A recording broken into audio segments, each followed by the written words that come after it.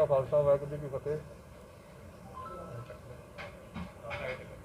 और तुहाडा सारिਆਂ ਦਾ ਇੱਥੇ ਆਉਣ 'ਤੇ ਭਾਰਤੀ ਜਨਤਾ ਪਾਰਟੀ ਅੰਮ੍ਰਿਤਸਰ ਵੱਲੋਂ और कारपोरेशन के ਜਿਹੜੇ ਅਸੀਂ ਨੁਮਾਇੰਦਗੀ कर रहे हैं सारे ਵੱਲੋਂ ਤੁਹਾਡਾ स्वागत किया जाता। सब तो पहला मैं तुहाडे नाल गल शेयर करन जा रहा कि जो पिछले दिनों के अमृतसर के खास करके कारपोरेशन के दो जिम्मेवार अधिकारियों वालों कारपोरेशन के जोड़े वड्डे अहुदियां ते बैठे साडे नुमाइंदे ने कांग्रेस पार्टी के मेयर साहब सरदार करमजीत सिंह जी रिंटू और डिप्टी मेयर साहब के विचकार जो लड़ाई चल रही थी वो सारी उस डिस्कशन के विच उभर के सामने आई है। और उस डिस्कशन के विच इन्ने वड्डे मुद्दे उन्होंने इन्ने वड्डे खुलासे किए ने उन्होंने इन्ने खुलासे किए ने उस खुलासियां की चर्चा असीं इस करके तुहाडे नाल करन जा रहे हैं कि जो पिछली गौरमेंट दे विच असीं अपने अमृतसर साहिब नूं इन्ने सोहणे ते वधिया तरीके नाल सवारिया सी उसकी लापरवाही बहुत वड्डे पद्धर ते कीती जा रही है। और ये कारपोरेशन नूं अमृतसर नूं सवारन वास्ते नहीं सिर्फ अपने आप नूं सवारन वास्ते कारपोरेशन नूं वरत रहे हैं। इस करके साडे मन दे विच और साडी पार्टी वालों बहुत वड्डा रोष तुहाडे सारिਆਂ नाल साझा किया जा रहा। तुसीं ये गल सुनी होगी कि एक एक्शन वालों मेयर साहब बारे जो चर्चा की गई है कि उन्होंने उन्हों का हिस्सा नहीं मिला तो उन्होंने डिप्टी मेयर साहब नाल पंगा ले लिया और डिप्टी मेयर नूं सस्पेंड करता और उस महकमे नूं मैनेज करने वास्ते उत्थे एक सैकटरी की नियुक्ति कर दी गई और उन्होंने सोचा कि इस गल नूं ठंडे बस्ते च पा दिता जाए और इदा ही जिदा अगे काम चलन दिया चलन दिता जाएगा। पर साडे सारिਆਂ ਦਾ तुहानूं पुरजोर जोश है असीं रोष व्यक्त करते हैं और मंग करते हैं कि मेयर साहब जो धांधलियां तुसीं मचा रहे हो छोटे लैवल के अधिकारियों के नाल कार्रवाइयां करके उस अधिकारी को इन्नी पावर तो नहीं है कि वो मेयर साहब नूं चैलेंज कर सके या मेयर साहब नूं चैक कर सके या डिप्टी मेयर साहब नूं, क्योंकि तुसीं ते सारे अफसरां नूं नचा के उन्हां नूं एजेंट बना छड्डिया। उस एजेंट का जिहड़ा मैं वर्ड यूज़ कर रहा वो इस करके कर रहे हैं कि वो एक्सीयन जो कॉरपोरेशन की वाटर सप्लाई कमेटी के चेयरमैन ने उन्होंने पैसे देन गए ने 52,000 पर मंथ। वो कहते मैं 50,000 पर जोन लैना तुहाडे कोल 2.5 लाख रुपये की डिमांड कर रहे हैं एक महीने की। तो मैं तुहाडे ध्यान 'च गल होना चाहता कि जे एक एक्सीयन 2.5 लाख रुपया उन्होंने इकट्ठा करके दूगा तो विकास कितों होनी है। एक कौंसलर ने 20,000 रुपये की फाइल अपने कोई होदियां रिपेयर करानियां होन कोई ढक्कन रिपेयर कराने होन तो वो 15 तो 20 दिन लग जाते हैं मेयर तो लैके जे दे साइन कराने से। तो वह बंदे ने एक जफरनामा जारी करता फटाफट कि मैंने 2.5 लाख रुपये चाहिए और प्लस ਜਿਹੜੇ डिपार्टमेंट का चेयरमैन भी नहीं है उसके भी वो पैसों की मांग कर रहा एजेंट हो गया ना कि उन्होंने पैसे इकट्ठे करके देवे। इस करके मेरी ये अपनी पार्टी वालों और अपने सारे कौंसलर साथियों वालों पुरजोर मांगा कि जो मेयर साहब दी नलैकियां सामने आई है मेयर साहब अपनी गद्दी छड्डन अपने साथियों समेत अस्तीफा देन और जो अमृतसर दी नुहार खराब कर रहे हैं उसनूं आपां बचा सकीए। और असी इन्हां दी विजिलेंस तो इनकुआयरी करावांगे जे विजिलेंस तो साडी तसल्ली ना हुई तो सानूं सेंट्रल गौरमेंट जाके CBI तो इनकुआयरी करानी पई असी वो भी करावांगे। और आने वाले दिनों के जे इन्हां ने कोई ढुकवां जवाब सानूं ना दिता तो असी इन्हां दे खिलाफ पार्टी के नेतावां दे नाल पार्टी के वर्करां दे नाल पुरजोर इन्हां दा प्रोटेस्ट करांगे। और बाकी के साथी अपने अपने इशू तुहाडे नाल मैं वार्ड नंबर 74 ਤੋਂ ਕੌਂਸਲਰ ਸੁੰਦਰ ਸਿੰਘ ਪਹਿਲਵਾਨ जो अज थोड़े दिनों तो ये मुद्दा इन्ना गरमाया पिया वा ਜਿਹੜੇ सफाई सेवक जी उन्होंने एक्सीयन साहब वालों ते जई साहब वालों बहुत गालां गंदियां कढ़ के जाति सूझी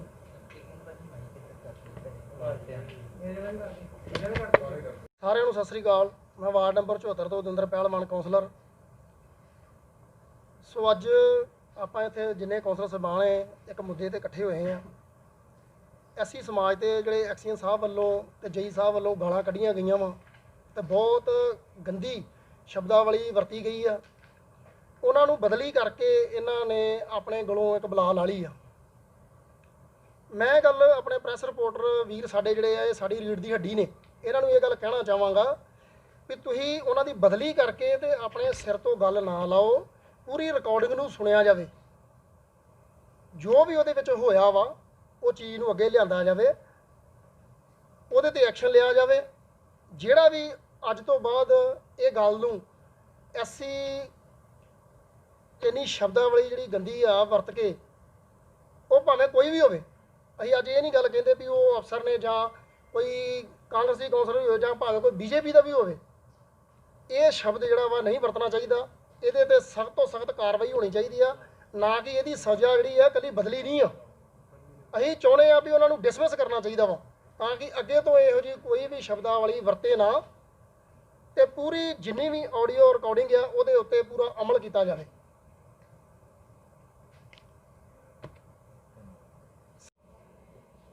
ਅੱਜ ਜਿਹੜਾ ਮੁੱਦਾ ਆਡੀਓ ਕਲਿੱਪ ਵਾਲਾ ਅਸੀਂ ਉਠਾ ਰਹੇ ਹਾਂ, ਇੱਕ ਮੁੱਦਾ ਨਹੀਂ, ਇੱਕ ਕਾਰਪੋਰੇਸ਼ਨ ਦਾ ਇੱਕ ਹਾਲ ਇਹਦੇ ਵਿੱਚ ਹੈਗਾ ਕਿ ਜੋ ਪਿਛਲੇ 3 ਸਾਲਾਂ ਦੇ ਵਿੱਚ ਇਸ ਕਾਰਪੋਰੇਸ਼ਨ ਦੇ ਵਿੱਚ ਹੋ ਰਿਹਾ।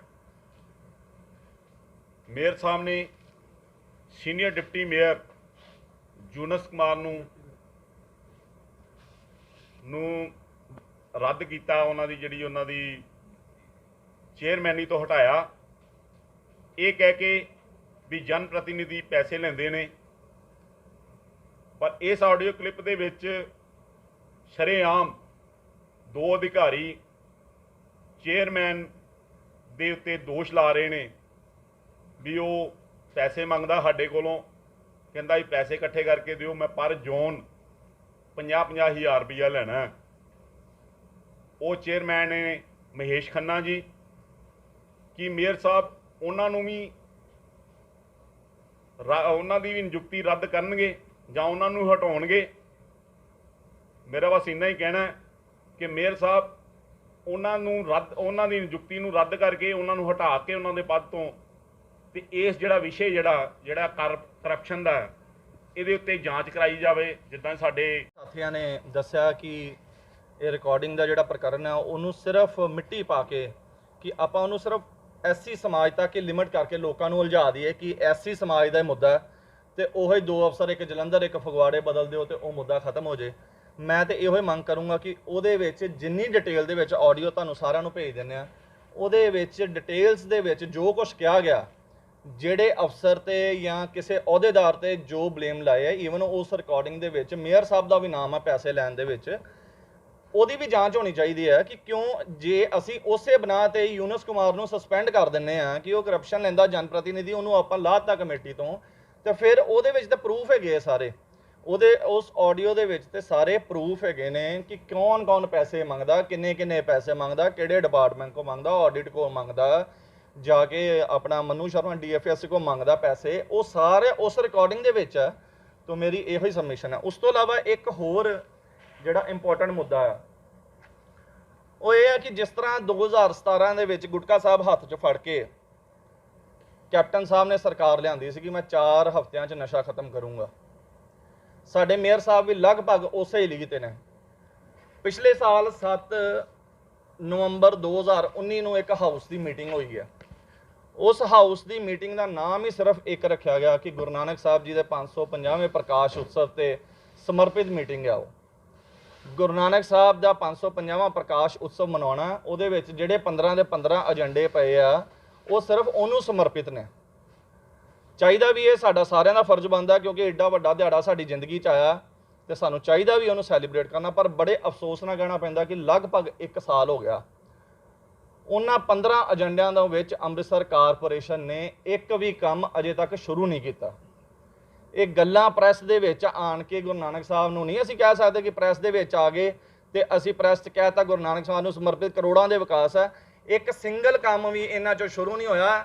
ਇੱਕ ਦਵਾਈ ਮੱਛਰ ਮਾਰਨ ਵਾਲੀ ਜਿਹੜੀ ਆ ਉਹ ਵੀ ਇਹਨਾਂ ਨੇ ਗੁਰੂ ਨਾਨਕ ਸਾਹਿਬ ਨੂੰ ਸਮਰਪਿਤ ਕੀਤੀ ਕਿ ਦਵਾਈ ਖਰੀਦਣੀ ਕਾਰਪੋਰੇਸ਼ਨ ਨੇ, ਉਹ ਇਹਨਾਂ ਨੇ ਸ਼ਾਇਦ ਹੁਣ ਟੈਂਡਰ ਲਾਇਆ 1 ਸਾਲ ਬਾਅਦ। ਤਾਂ ਮੈਂ ਤਾਂ ਇਹ ਕਹੂੰਗਾ ਕਿ ਇਹ ਚੀਜ਼ ਸੇਮ ਆਪਣੇ CM ਨੂੰ ਫੋਲੋ ਕਰ ਰਹੇ ਆ ਮੇਅਰ ਸਾਹਿਬ ਕਿ ਇੰਨਾ ਵੱਡਾ ਦਿਹਾੜਾ ਸਾਡੀ ਜ਼ਿੰਦਗੀ 'ਚ ਆਇਆ। ਹੋਰ ਤੇ ਹੋਰ ਛੱਡੋ ਕਿ ਇੱਕ ਸੜਕ ਦਾ ਨਾਮ ਗੁਰੂ ਨਾਨਕ ਸਾਹਿਬ ਤੇ ਰੱਖਿਆ ਗਿਆ, ਰੇਲਵੇ ਸਟੇਸ਼ਨ ਤੋਂ ਲੈ ਕੇ ਨਹਿਰ ਵਾਲੇ ਦਫ਼ਤਰ ਤੋਂ ਲੈ ਕੇ ਫਤਿਹਗੜ੍ਹ ਚੂੜੀਆਂ ਰੋਡ ਬਾਈਪਾਸ ਤੱਕ, ਉੱਥੋਂ ਅੱਜ ਇੱਕ ਸਗੋਂ ਨਹੀਂ ਲੱਗਾ ਉਸ ਸੜਕ ਤੇ ਕਿ ਇਸ ਸੜਕ ਦਾ ਨਾਮ ਜਿਹੜਾ ਉਹ ਗੁਰੂ ਨਾਨਕ ਸਾਹਿਬ ਦੇ ਨਾਮ ਤੇ ਰੱਖਿਆ ਗਿਆ। ਸੋ ਮੈਂ ਜਿੱਥੇ ਇਹ ਸਾਰਾ ਮੁੱਦਾ ਸੀਗਾ ਉੱਥੇ ਬਰਾਬਰ ਦਾ ਇਹ ਵੀ ਮੁੱਦਾ ਕਿ ਇਹ ਵੀ ਇੱਕ ਧੋਖਾ ਹੈ ਸਾਡੇ ਰੱਬ ਨਾਲ, ਸਾਡੇ ਸਭ ਕੁਝ ਨੇ ਉਸ ਸੰਗਤ ਨਾਲ ਧੋਖਾ ਹੈ ਜਿਨ੍ਹਾਂ ਨੂੰ ਇਹ ਕਹਿ ਕੇ ਇਹ ਕਿਹਾ ਜਾਂਦਾ ਕਿ ਗੁਰੂ ਨਾਨਕ ਸਾਹਿਬ ਦੇ ਨਾਮ ਤੇ ਅਸੀਂ ਇਹ। ਤੋਂ ਮੇਅਰ ਸਾਹਿਬ ਨੂੰ ਇਮੀਡੀਏਟ ਆਪਣਾ ਪਦ ਜਿਹੜਾ ਉਹ ਛੱਡਣਾ ਚਾਹੀਦਾ ਇਸ ਮੁੱਦੇ ਨੂੰ ਲੈ ਕੇ। ਬਾਕੀ ਤੁਹਾਨੂੰ ਸਾਡੇ ਸੀਨੀਅਰ ਪਿੰਟੂ ਜੀ ਵੀ ਦੱਸਣਗੇ। ਮੈਂ ਕੁਝ ਗੱਲਾਂ ਉਸ ਆਡੀਓ ਬਾਰੇ ਵੀ ਗੱਲ ਕਰਨਾ ਚਾਹੁੰਦਾ। ਉਹਦੇ ਵਿੱਚ ਤੁਹਾਨੂੰ ਸਾਰਿਆਂ ਨੂੰ ਮੁਹੱਈਆ ਕਰ ਦਿੱਤੀ ਜਾਵੇਗੀ ਹੁਣੇ ਆਡੀਓ।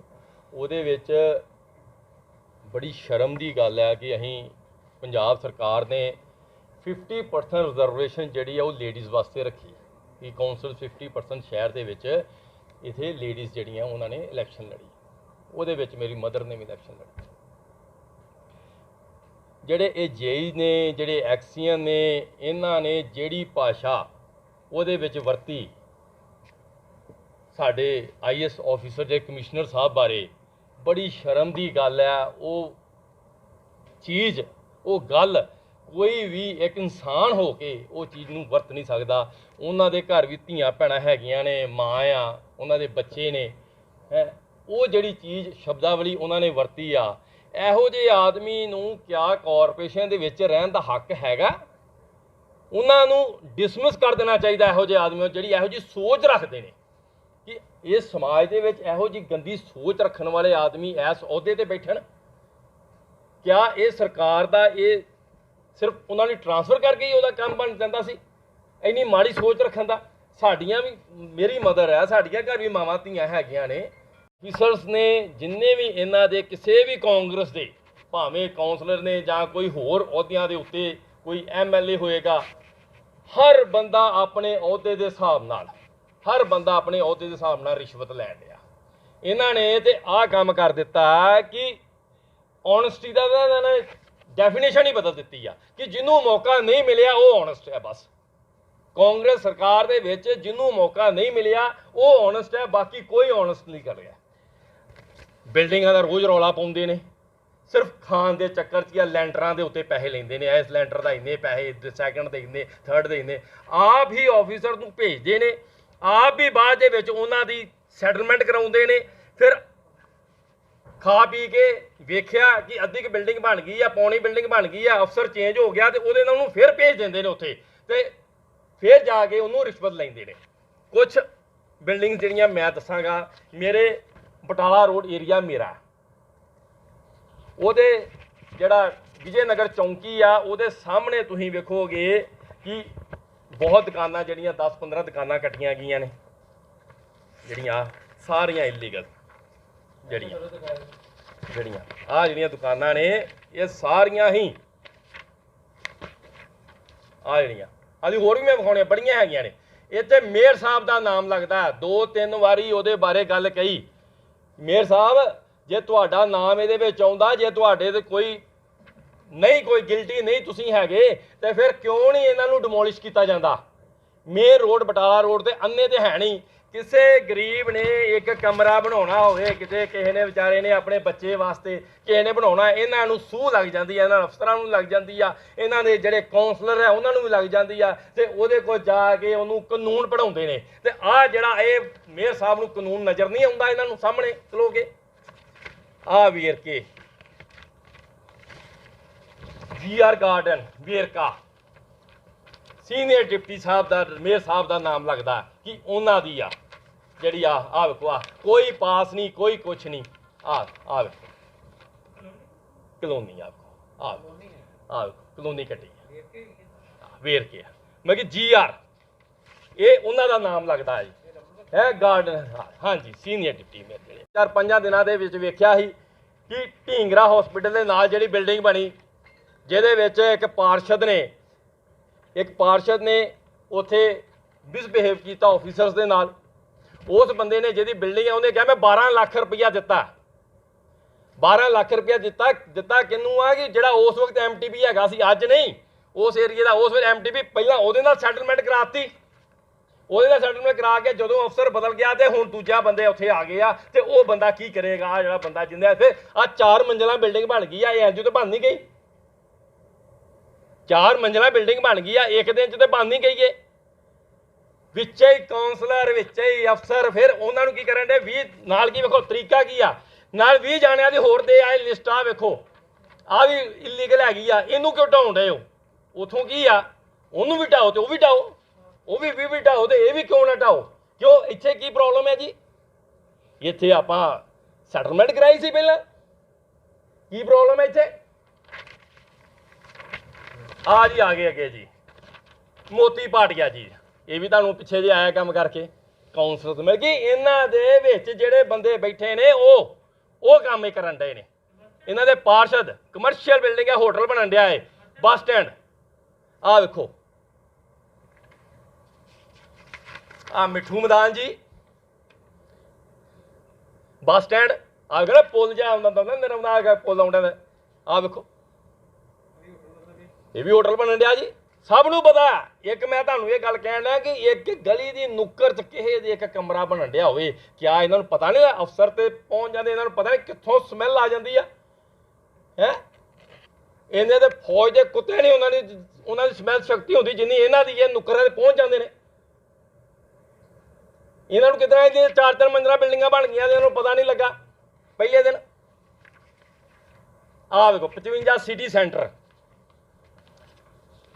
55 ਸਿਟੀ ਸੈਂਟਰ ਨਿਜ਼ਾਮਪੁਰੀ ਸਾਹਿਬ ਆਹ ਦੋਵੇਂ ਬਿਲਡਿੰਗਾਂ ਮੈਂ ਨਾਮ ਲੈ ਕੇ ਬੋਲਣ ਡਿਆ ਜੇ ਨਾਮ ਲੈ ਕੇ ਬੋਲਣ ਡਿਆ ਮੈਂ। ਆਹ ਵੇਖੋ ਮੰਦਿਰ ਦੀ ਜਗ੍ਹਾ ਟਰਸਟ ਦੀ ਜਗ੍ਹਾ ਇੱਥੇ ਕਿਤਨਾ ਉਹ ਵੇਚ ਸਕਦੇ ਆ ਨਹੀਂ ਵੇਚ ਸਕਦੇ ਕੋਈ ਇੱਥੇ ਕੋਈ ਗੱਲਬਾਤ ਨਹੀਂ ਹੈਗੀ ਕੋਈ ਨਕਸ਼ਾ ਪਾਸ ਨਹੀਂ ਕੋਈ ਕੁਛ ਨਹੀਂ ਧੱਕਾ ਸਿੱਧਾ ਹੀ 55 ਸਿਟੀ ਸੈਂਟਰ ਆ ਜੋ ਉਤੋਂ ਹੈ ਚਮਰੰਗ ਰੋਡ ਨਰੂਲਾ ਲਾਗੇ ਲਿਖਿਆ ਨਾ ਜੀ ਕਿੱਡੀ ਤਕੜੀ ਬਿਲਡਿੰਗ ਬਣ ਗਈ ਆ ਜੀ ਇਹ ਇੱਕ ਦਿਨ 'ਚ ਤਾਂ ਬਣ ਨਹੀਂ ਗਈ ਮੇਨ ਰੋਡ ਤੇ ਬਣ ਗਈ ਹੈ ਕਹਿਣ ਦਾ ਮਤਲਬ ਇਹ ਆ ਮੇਰਾ ਤੁਹਾਨੂੰ ਇਹ ਜੇ ਸਿਰਫ ਚੰਦ 2 4 5 ਜਿਹੜੀਆਂ ਜੀ ਇੱਕ ਪ੍ਰੈਸ ਕਾਨਫਰੰਸ ਕੀਤੀ ਅਸੀਂ ਆਡੀਓ ਜਿਹੜੀ ਚੱਲਦੀ ਪਈ ਆ ਉਹਦੇ ਮਸਲੇ ਨੂੰ ਲੈ ਕੇ ਕੀ ਮਸਲਾ ਹੈ ਕਿ ਤੁਸੀਂ ਮੇਅਰ ਸਾਹਿਬ ਕੋ ਵੀ ਅਸਤੀਫੇ ਦੀ ਮੰਗ ਕੀਤੀ ਹੈ। ਵਾਲੇ ਜੀ ਮੇਅਰ ਸਾਹਿਬ ਕੋ ਅਸਤੀਫੇ ਦੀ ਮੰਗ ਇਸ ਕਰਕੇ ਕੀਤੀ ਹੈ ਕਿਉਂਕਿ ਮੇਅਰ ਸਾਹਿਬ ਉਸ ਆਡੀਓ ਦੇ ਤੱਥਾਂ ਨੂੰ ਛਪਾਉਂਦੇ ਨੇ। ਮੇਅਰ ਸਾਹਿਬ ਕਰਪਸ਼ਨ ਨੂੰ ਬੜਾਵਾ ਦਿੰਦੇ ਨੇ। ਉਸ ਆਡੀਓ ਨੂੰ ਜਦੋਂ ਤੁਸੀਂ ਪੂਰਾ ਸੁਣੋਗੇ ਤੇ ਉਹਦੇ ਵਿੱਚ ਜਾਤੀ ਸੂਚਕ ਸ਼ਬਦ ਕਹੇ ਗਏ ਉਹ ਤਾਂ ਠੀਕ ਹੈ ਕਿ ਨਹੀਂ ਕਹਿਣੇ ਚਾਹੀਦੇ ਜੋ ਕਿਸੇ ਵੀ ਜਾਤੀ ਦੇ ਪ੍ਰਤੀ ਗਲਤ ਸ਼ਬਦ ਨਹੀਂ ਕਹਿਣੇ ਚਾਹੀਦੇ ਲੇਕਿਨ ਸਾਰਾ ਕੁਝ ਉਸ ਆਡੀਓ ਦਾ ਸਿਰਫ ਇੱਕ ਉਸੇ ਕਨਸੈਪਟ ਤੇ ਜਾਂ ਇੱਕ ਐਕਸੀਅਨ ਜਾਂ ਜੇਈ ਨੂੰ ਬਦਲ ਕੇ ਖਤਮ ਨਹੀਂ ਹੋ ਜਾਂਦਾ। ਉਹਦੇ ਵਿੱਚ ਜਾਂਚ ਹੋਣੀ ਚਾਹੀਦੀ ਹੈ। ਜਿਹੜੇ ਡਿਪਟੀ ਮੇਅਰ ਦੇ ਪੈਸਿਆਂ ਦੀ ਗੱਲ ਹੋਈ ਮੇਅਰ ਨੂੰ ਪੈਸੇ ਮੰਗੇ ਉਹ ਗੱਲ ਹੋਈ ਜਿਹੜੇ ਆਪਣਾ ਵਾਟਰ ਸਪਲਾਈ ਦੇ ਚੇਅਰਮੈਨ ਨੇ ਉਹ ਪੈਸੇ ਮੰਗਦੇ ਆ ਉਹਨਾਂ ਦੀ ਗੱਲ ਹੋਈ ਕਿਸ ਤਰ੍ਹਾਂ ਅਕਾਊਂਟ ਬ੍ਰਾਂਚੋਂ ਕਮਿਸ਼ਨਰ ਇੱਕ ਕਾਲੀ ਡੈਰੀ ਦਾ ਜ਼ਿਕਰ ਹੋਇਆ ਉਸ ਆਡੀਓ ਦੇ ਵਿੱਚ ਕਿ ਕਾਲੀ ਡੈਰੀ 'ਚ ਕਮਿਸ਼ਨਰ ਆਨਰੇਬਲ ਕਮਿਸ਼ਨਰ ਸਾਹਿਬ ਜਿਹੜੇ ਇੱਕ ਰਿਪਿਊਟਡ IAS ਅਫਸਰ ਆ ਅਸੀਂ ਵੀ ਮਾਵਾਂ ਭੈਣਾਂ ਵਾਲੇ ਆ। ਮੈਂ ਸਿਰਫ ਮੇਰੇ ਕੋਲ ਅੱਜ ਸਾਰੇ ਪੱਤਰਕਾਰਾਂ ਨੇ ਮੰਗਿਆ ਕਿ ਆਡੀਓ ਦੋ ਮੈਂ ਮਨਾ ਕਰਤਾ ਆਡੀਓ ਦੇਣ ਤੋਂ ਕਿਉਂਕਿ ਇਹ ਉਹਦੇ ਵਿੱਚ ਕੁਝ ਸ਼ਬਦ ਇਹੋ ਜਿਹੇ ਜਿਹੜੇ ਆਪਾਂ ਨੂੰ ਇਨਸਾਨੀਅਤ ਦੇ ਤੌਰ ਤੇ ਕਦੀ ਵੀ ਉਹ ਆਪਾਂ ਆਡੀਓ ਤੁਹਾਨੂੰ ਨਹੀਂ ਦੇ ਸਕਦੇ।